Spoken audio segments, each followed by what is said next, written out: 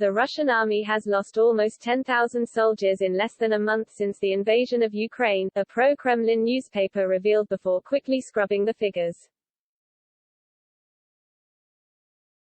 Vladimir Putin's apparent aims of a quick toppling of the Ukraine government with a special military operation on February 24 have not gone to plan due to stubborn resistance from their neighbors.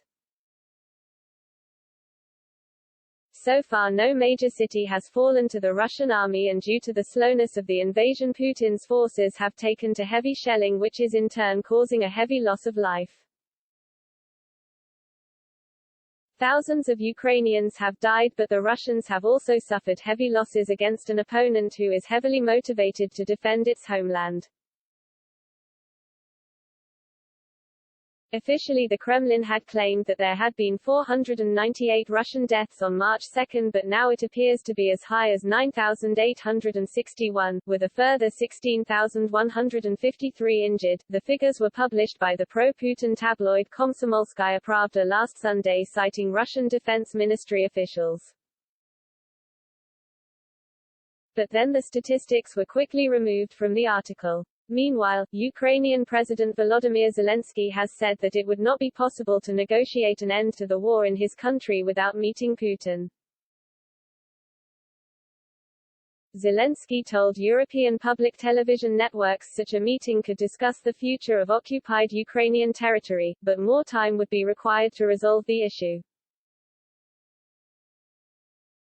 He also repeated his acknowledgement made earlier this month that Ukraine could not now secure NATO membership. I believe that until such time as we have a meeting with the President of the Russian Federation, you cannot truly understand what they are prepared to do in order to stop the war and what they are prepared to do if we are not ready for this or that compromise, Zelensky said.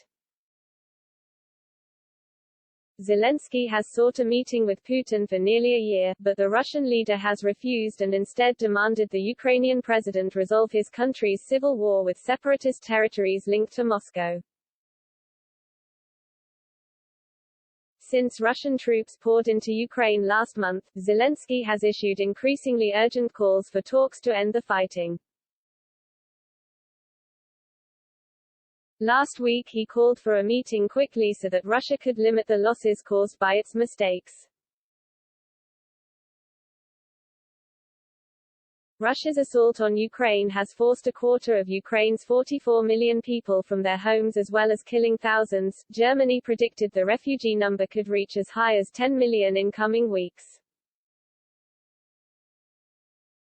I am ready at a meeting with the President of Russia to raise the issue of occupied territories, but I am certain that a solution will not come at this meeting, Zelensky. He said several conditions would need to be met before such matters could be dealt with, namely, a ceasefire, the withdrawal of troops and security guarantees. If people are trying to stop a war, there is a ceasefire and troops are withdrawn. The presidents reach an agreement on withdrawing troops and there are security guarantees of one sort or another, he said.